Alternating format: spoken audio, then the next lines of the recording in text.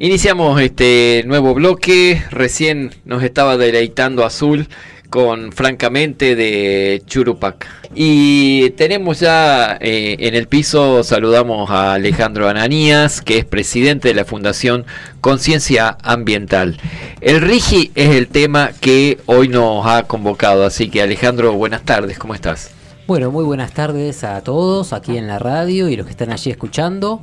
Y bueno, desde ya muchas gracias por permitirme estar acá conversando con ustedes y bueno, charlando este tema que tan preocupados nos tiene, ¿no? Quería comentar que también yo soy integrante de Patria Grande, el partido en formación, acá de la provincia de San Luis. Perfecto. ¿Qué en un primer abordaje chiquitito nomás, qué nos podés decir del tema RIGI? Bueno, que se trata, tenemos una muy gran preocupación.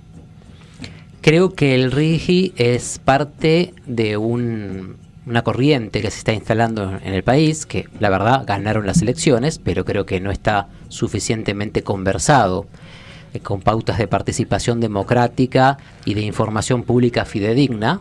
Por eso creo que ganan estos proyectos, porque falta información y discusión ciudadana. Pero es parte de todo una impronta que le quieren dar al país, donde nos van a reducir a lo que éramos previamente en el siglo XIX. Un país que no se había desarrollado, un país con la población con hambre, con desnutrición, tal cual fue el primer examen que se hizo cuando, general de la población masculina en este caso, cuando se hizo el servicio militar obligatorio, ¿no? 60%, y éramos el PBI que el presidente de la nación elogia tanto, sí, en un país donde había una miseria y unas condiciones de vida insalubres, absolutamente para las grandes mayorías, que se mantenían además, por supuesto, ausentes o excluidos de todo, incluso los bienes culturales y la educación, etcétera, etcétera. Estamos hablando de un país antes de 1918, antes de la reforma universitaria, donde solo se discutió la libertad de cátedra, ¿no? Antes de la gratuidad. Sí, tal cual. Nos quieren llevar a un país realmente que está muy atrasado. Y para, por supuesto, como siempre, y en estos modelos de países, para beneficiarse un pequeño grupo local, que nosotros llamamos oligarquía, pero bueno, lo podemos llamar como ustedes quieran, y los grandes intereses internacionales que quieren hacer de nosotros todo lo que sea funcional a sus intereses. Ahí se inserta el RIGI. Y entonces ahí es cuando podemos empezar a entender desde esa perspectiva histórica lo que sucede o lo que pretenden hacer con nosotros y nuestros bienes comunes. O sea que el RIGI es una parte de un todo que nos condena socialmente, sociopolíticamente, y que nos van a manejar a palos, como están haciendo con los jubilados todos los miércoles y demás. Y que nos mata. Hay una cosa... Y que nos mata. Porque el resultado de esto va a ser la muerte prematura, la enfermedad, la falta de medicamentos, la falta de poder realizar un proyecto de vida, de poder ir a una universidad, cruzar una carrera, recibirse, aspirar a ser una familia con las necesidades que los seres humanos tenemos derecho a satisfacer. Y creo que en ese sueño que todavía tenemos, ¿no? Que pasa mucho por realizarse como persona en un ambiente que se realiza, y también en un país que se realiza, porque creo que ambiente y país hoy en día están muy íntimamente relacionados. Eso es lo que van a quebrar. Y por eso es tan importante que nosotros los ciudadanos debatamos, discutamos, cambiemos opiniones, aunque no sean todas idénticas, no importa. Y bueno, y hagamos fuerza ciudadana en contra de este modelo. Queda bastante claro que lo que menos se busca es el debate de las ideas o las argumentaciones, por más lógicas y por más reales que aparezcan. Es muy difícil cuando hay un sesgo ideológico tan claro como el que estamos observando, al cual vos hiciste mención en la primera intervención, ¿no? Sí, quería adelantar una conclusión. Pero solamente voy a adelantar la conclusión para generar expectativa. Todo esto es nulo, de nulidad absoluta, desde un punto de vista y análisis constitucional. ¿Por qué? Ah, eso lo vamos a decir más adelante. Y no solo eso. En mi opinión, se incurre en un delito constitucional, pero ahora vamos a eso. Me acordaba de ese tema, que en realidad es lo que vengo pensando para comentarles, ¿no? Porque la diputada dijo que la ley dice que es nulo todo lo que modifique este ordenamiento legal, pero este ordenamiento legal es nulo antes, entonces es nula la nulidad, por decirlo así, ¿no? Uh-huh. Pero bueno, me hacía pensar también, recién que escuchábamos a la diputada Sonia del Arco, cómo se falsean también un poco los procedimientos, ¿no? Cuando hay estas olas neoliberales y extranjerizantes y extractivistas y en general expoliadoras de todo lo nacional, y me trae a la memoria aquel diputrucho que por la década de los 90, que era el diputrucho, vamos a contarle a los que nacieron después del 2000, ¿no? La borocotización. Claro, pero no, había un diputrucho que en la votación de la privatización de la empresa estatal de gas no había quórum. Ah, cierto. No era Borocoto, ese se dio vuelta, el otro fue el que se sentó en la banca y no era diputado. Un asesor o un empleado de la cafetería, no lo recuerdo con exactitud, se sentó y dio quórum en el Congreso de la Nación. Sí, faltaba uno y él justo le dio el quórum. Se votó, y después de votar y aprobarse la privatización, alguien preguntó, ¿y ese que está ahí quién es? ¿No? El cafetero, pongámosle, ¿no? Y bueno, ¿y qué pasó con esa ley? Bueno, primero, nulidad absoluta en el procedimiento, ¿no? Y gracias, el silencio del sistema judicial, por supuesto, y me parece que también la falta a veces de reflejos, ¿no? De nuestro lado, porque todavía está ahí servida. No hay un plazo para reclamar eso porque está servida ahí.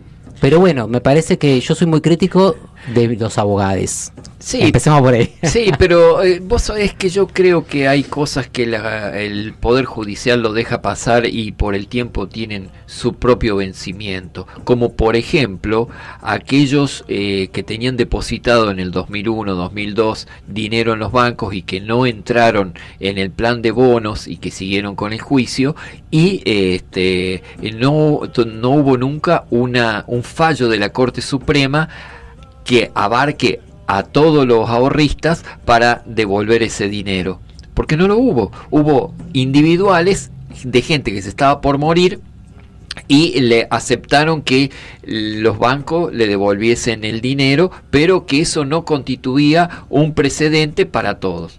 Lo digo por experiencia propia, porque claro, a mí el Banco de Galicia me comió $5.000 en ese tiempo. ¿Qué era? No entré en el... Y era la casa que yo iba a comprar y perdí todo.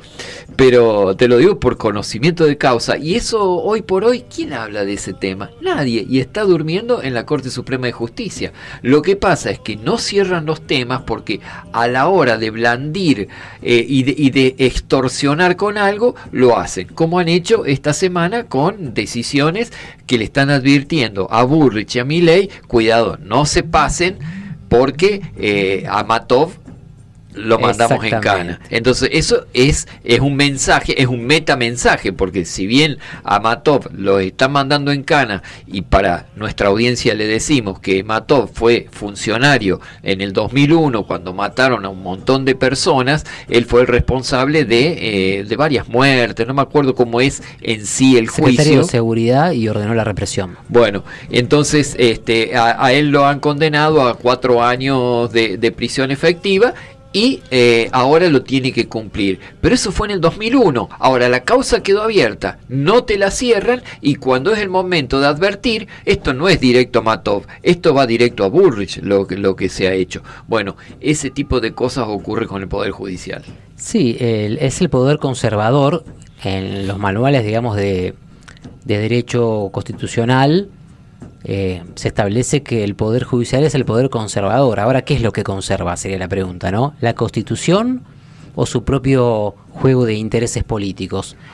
Y ahí está, ¿no? La necesidad de un profundo cambio en el sistema judicial hacia tener jueces que respondan a la Constitución.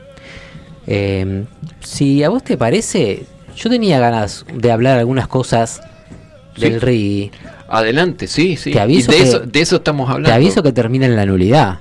y en un crimen constitucional. Pero bueno, seguimos en la expectativa. Pero, Vamos primero, pero el poder Judicial actuará sobre eso. Mirá que son muchos millones de dólares que están en juego. Mira, tengo una respuesta para eso, pero viene después de la nulidad, así que imagínate. Bueno, a ver, desarrollarlo. Mirá que se termina el programa a las 7. A las 7, bueno, vamos rápido entonces. Primer punto, y me tengo que poner los anteojos, lo tengo escrito. Hágale nomás, lo dejo hablar tranquilo. Primer punto. Si me queda alguna duda, corto. Y si no, exponga tranquilo. Haga de cuenta que está en la Cámara de Senadores ahora que estamos exponiendo y tiene la palabra Ananías. Vamos, me anoto para legislador. Bueno. El primer punto, esto no se puede abordar sin una base filosófica. Bien, yo creo que hay muchas bases filosóficas y todas son aceptables, en general muy coincidentes muchas veces. Porque hablan del respeto, hablan de la libertad, que es muy importante, pero en general todas las filosofías dicen que la libertad termina donde empieza la de los demás, ¿no? Cosa que los libertarios no tienen, pero bueno, porque no tienen ninguna base filosófica, solo, bueno, no importa, no nos vayamos de tema. En este caso, lo que se propone es la doctrina social de la Iglesia, que empezó allá por 1860 y pico, ¿no? Uh-huh. Pero que en Laudato Si viene a reafirmar. Después de Ignacio Loyola. Bueno, tampoco sé tanto. Esa te la debo. Pero empezó por allá lejos y se viene a reafirmar en Laudato Si, la encíclica del actual Papa sobre el ambiente. Y viene a decir que los bienes de la tierra están destinados a todos los seres humanos. Si no llegan a todos los seres humanos, es porque hay mecanismos injustos que lo están impidiendo. Por lo tanto, esos mecanismos, aquellos que creen en esta fe, yo tengo una fe parcial, pero creo filosóficamente, estamos llamados a trabajar por la justicia y por la remoción de esos mecanismos injustos. Por lo tanto, toda normativa, estoy adelantando un poco, pero bueno, no tengo opción. Toda normativa que tienda a justificar la apropiación de las minorías y la exclusión de las mayorías es nula. Como base filosófica, empezamos para ahí, pateando la mesa, claro. y al grito... Pero vos sabés que la Laudato Si tiene también un antecedente en el encuentro que tuvieron los obispos allá en los años 60 de Medellín y de Puebla. El documento de Puebla, que muchos decían que lo habían hecho los obispos en una noche de copas, porque no podía salir en esa época de tan restringida, de tanto conservadurismo en la religión católica, que haya salido un documento como el de Puebla y haya sido refrendado por el Papa. En ese momento lo terminó refrendando Juan Pablo II, creo. Eso fue en los 60. 70. En los 70, bueno. 70 y pico. Ya habíamos pasado por Camilo Torres en Colombia, por un movimiento de curas obreros en los 60 que trabajaban en las fábricas. Bueno, fue post el del Cámara, cuando él estuvo representando a la feligresía latinoamericana en el Vaticano. Don El del Cámara, que era obispo de Brasil, ahí es donde mete toda esta cuestión de teología de la liberación y de la teología latinoamericana, que necesitaba un hombre liberado y no el hombre encadenado, como lo que había acostumbrado la Iglesia cuando vino a acompañar a toda la cuestión de la colonización. Bueno, pero nos vamos... Excelente. Bueno, pero el primer tema es un tema filosófico, como debería serlo todo. Tal cual. ¿Cómo vemos el mundo? ¿Qué cosmovisión tenemos? ¿Y cuáles son los principios que guían nuestras vinculaciones con el ambiente, la Pachamama, el universo, llamémoslo como quieran? ¿Dónde están los seres humanos? Bien. La segunda cuestión, y avanzando en esta impronta sobre el RIGI. Los tratados de derechos humanos en la legislación internacional, según la cual el agua es una condición necesaria para la vida. Si bien no está expresamente el derecho al agua en una convención, sí hay resoluciones, por ejemplo, de las Naciones Unidas, que son derecho internacional y que de alguna manera integran el bloque de constitucionalidad, por más que no estén en una de los tratados internacionales, pero son fuentes de derecho internacional. Y hay 2 resoluciones, bien, de las Naciones Unidas. Después está la perspectiva histórica, ¿Qué es lo que veníamos diciendo antes? Lamentablemente vivimos en una época donde falta un poco formarse y estudiar más en profundidad, más allá de del impacto que causan las redes sociales, que estimulan constantemente nuestros sistemas nerviosos, pero hay que ver un poco la historia, y es lo que habíamos empezado antes, ¿no? Esto nos retrotrae a una explotación colonial típica del siglo XIX o previa, proponiendo un extractivismo destructivo y un legado de altos impactos ambientales. No nos olvidemos, un alto impacto ambiental, que es la muerte prematura de muchos pueblos originarios. Sí. En pos de la explotación minera, por ejemplo. Bueno, ¿escuchaste lo que dijo el Papa hoy? No lo escuché. ¿No lo escuchaste? Contame. Después te vamos a... ¿lo tenemos ahí a mano? Te lo hacemos escuchar porque es un minuto imperdible del Papa Francisco. Dale, acá tengo el... acá tengo este.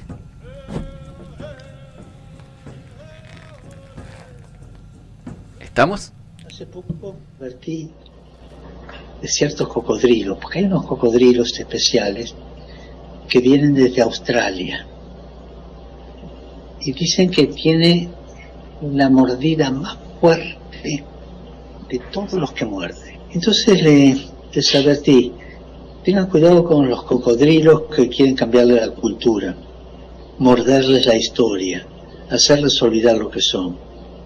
El colonialismo material y el colonialismo ideológico cultural van siempre juntos, devorando la riqueza material e inmaterial de los pueblos. Yo pienso en algunas experiencias de mi país donde el colonialismo se llama litio y se explota a tanta gente. Ahí está. Qué bárbaro, ¿no? Calzó justo, ni que lo hubiésemos tenido preparado. Sí, ¿no? Ese colonialismo cultural que es el sustrato de la cual no nos hemos podido liberar. Nosotros somos independientes y libres desde el punto de vista jurídico, pero desde el punto de vista, curiosamente, material e inmaterial, ¿no? Material por la dominación de la fuerza, de la presión económica, de la deuda externa, e inmaterial por la cultural, ¿no? Cuando se dicen seamos Alemania, pero no hacemos nada de lo que dice Alemania. Claro. Entonces hay un falseamiento ahí, se presenta una idea falsa como la verdad y es asumida como en parte del sistema cultural. ¿Por qué no hacemos lo que hace Alemania? Le pagan bien a los trabajadores, empecemos por ahí. Empezá por ahí. Pero yo creo que no se procura que haya ejemplos con verdades. Lo que se procura es insertar una matriz de dominación directamente, ¿no? Totalmente, y efectivamente lo hacen desde como dice el presidente, la lucha cultural la están ganando ellos, como dicen a veces los capitalistas también. Bueno, después, otro punto. Entonces habíamos dicho, ¿no?, que hay una base filosófica y una cuestión de legalidad, de derecho internacional, por si a algún escucha no le gusta la palabra derechos humanos, digámoslo, de legalidad de derecho internacional, pero estamos hablando de eso. Sí. Bueno, no son los radioescuchas de esta radio. Después está la Constitución Nacional, que también es el bloque de... Cuando decimos análisis constitucional, siempre tenemos que decir análisis constitucional convencional, sabiendo que es el bloque de constitucionalidad, para charlarlo en otro momento, explicarlo un poco más. ¿Qué es lo que nos dice? Que tenemos todas las personas que vivimos aquí el derecho a un ambiente sano para las presentes y las futuras generaciones. Solidaridad intergeneracional. El mismo principio que se aplica, por supuesto, en materia jubilatoria, ¿no? La solidaridad intergeneracional y la utilización de los recursos, que serían bienes comunes, para llamarlos con propiedad, que de una manera racional y que sea adecuada para cumplir los objetivos del bien común. ¿Qué significa eso? Porque además están escritos en la Constitución. Nuestra necesidad de desarrollo científico, tecnológico, incluso industrial, que hay que buscar el punto de conciliación, pero con el ambiente, por supuesto, y con la no contaminación. Hay que buscar el punto de conciliación, pero es un mandato constitucional que gozamos todos los seres humanos a ese ambiente equilibrado, sano, y dice apto para el desarrollo y a la vez las actividades productivas. sin comprometer las necesidades de las generaciones futuras. Entonces ese sería otro punto. Y el último es el abordaje integral, que es también histórico, un poco los puntos anteriores. Pero esto nos permite hablar de por qué podría llegar a ser nulo. Está bastante claro la exposición que has hecho, y creo que es para decir, esto no tiene una raigambre legal y mucho menos legítima, porque fíjate vos cómo se están aprobando los proyectos en cada una de las provincias, con un círculo de policías o de gendarmería. Eso pasó en Río Negro, en Chubut. No tiene licencia social, están súper armados para poder proteger a esos diputados que tienen que levantar la mano para beneficiar a unos pocos. Entonces también lo que tenemos, y lo que hablábamos con Azul hace un ratito, es a quienes representan los que nos representan. Está en crisis el sistema representativo, y tenemos que modificarlo por un sistema participativo, donde de cada barrio salga alguien que hable en nombre de ese barrio, por hablarlo de manera chiquita, pero también que en los países haya un verdadero control y no un desquicio como el que hay ahora, que cada representante va a hacer su propio negocio y nos deja a Juan Pueblo a los gritos, empobrecidos y sin derecho alguno y cagados a palo encima. Totalmente. Y eso nos lleva a pensar por qué es nulo el RIGI. Y estamos dialogando acá con Alejandro Ananías, que nos está desburrando y nos está argumentando, pero profusamente, sobre por qué todo esto que se está discutiendo es nulo, de nulidad absoluta. Bueno, vamos a ir al centro del tema. ¿Por qué es nulo el RIGI? Primero está violentando la prohibición de regresividad, que es una prohibición que surge de las convenciones internacionales de derechos humanos, y en especial a lo que hace el tema ambiente, al acuerdo de Escazú.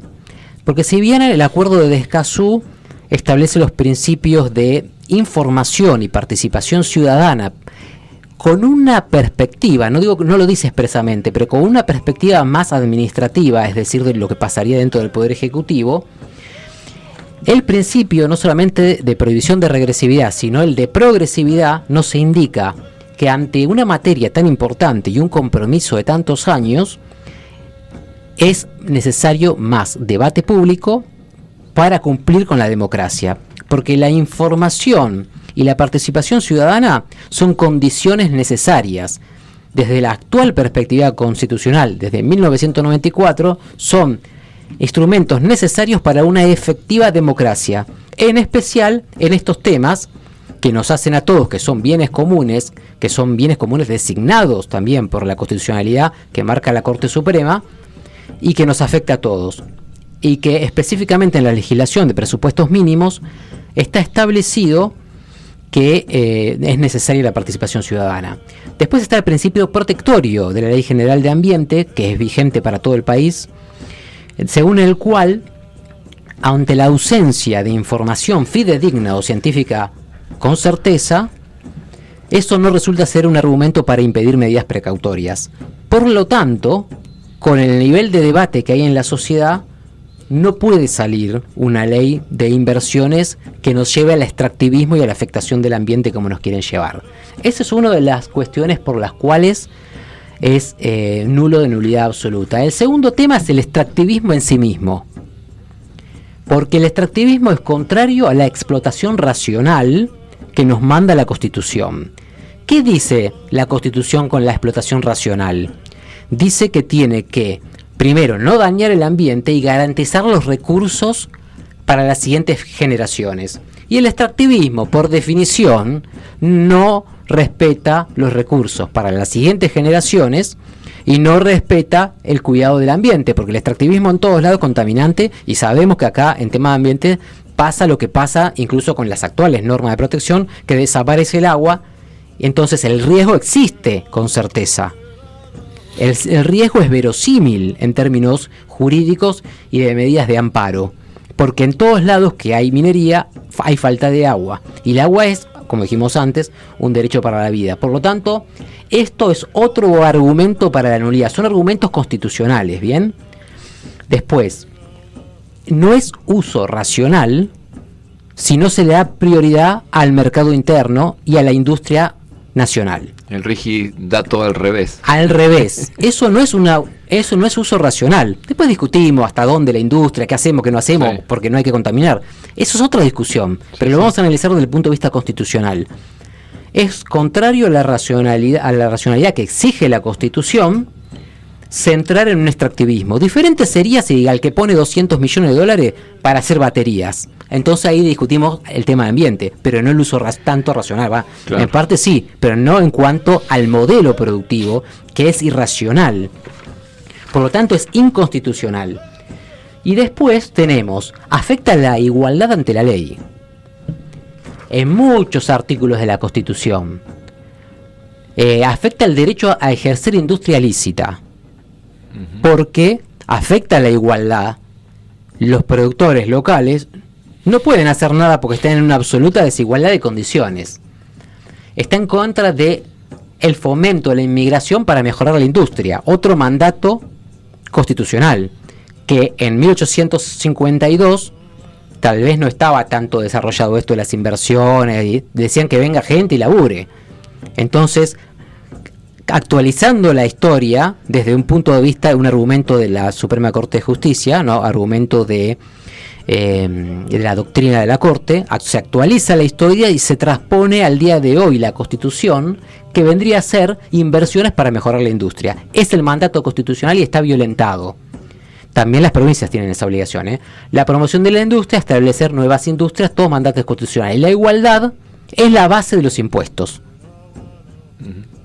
Pero acá no hay. Otro mandato constitucional violentado. Y después, otro tema más, otorga a la autoridad administrativa facultades por las que la vida, el honor y la fortuna de los argentinos quedan a merced de intereses foráneos. Nuestros intereses, nuestra vida, nuestro honor, nuestra fortuna quedan a merced de BlackRock y de todas las empresas transnacionales que quieren venir simplemente a hacer ese extractivismo que no es racional. Sí, sí. Por lo tanto, es otra nulidad, y no solo cualquier nulidad. Y acá vamos a lo grave. Es una nulidad por ser que se otorgan estas facultades para que nuestros derechos queden sometidos a esos intereses extranjeros. Es una nulidad insanable, penado con la pena de los infames traidores a la patria, que no solamente está en la Constitución, sino está en el artículo 214 del Código Penal, que lo pena con entre 10 años y perpetua e inhabilitación perpetua. Ahora, el tema que decíamos antes, esos son los argumentos de la nulidad. Ahora, ¿cómo lo llevamos eso a la práctica? Lo llevamos a la práctica utilizando la doctrina internacional y la costumbre internacional, reiterada muchas veces en la historia del mundo y después reflejada en muchas normativas, por la cual los tribunales de derechos humanos se crean de manera sui generis. Porque si no fueran creados de manera sui generis, la maldad, el asesinato, el genocidio y la destrucción de los países y los pueblos se podría llevar a cabo. Y eso justifica en la doctrina internacional que los tribunales de derechos humanos se creen de manera sui generis. El único internacional que no fue creado de manera sui generis es la Corte Penal Internacional, que establece el Estatuto de Roma. El único. Pero desde la Primera Guerra Mundial, los tribunales que se establecieron, Nuremberg, Tokio, los que se establecieron en la Unión Soviética, los tribunales para Yugoslavia, Ruanda, Costa de Marfil y otros tantos que en este momento no tengo, se crearon todos de una manera sui generis. Incluso el de la ex Yugoslavia y el de Costa de Marfil y Ruanda se crearon por un artículo que es una competencia del Consejo de Seguridad de las Naciones Unidas, que dice casi textualmente: el Consejo de Seguridad de las Naciones Unidas puede hacer todo para lograr la justicia, y de ahí sacaron un tribunal. Entonces, la costumbre internacional, que es una fuente de derecho, no se habilita para crear tribunales de derechos humanos de manera sui generis, y lo tenemos que hacer si no queremos el día de mañana que la historia nos escriba que no estuvimos a la altura de las circunstancias.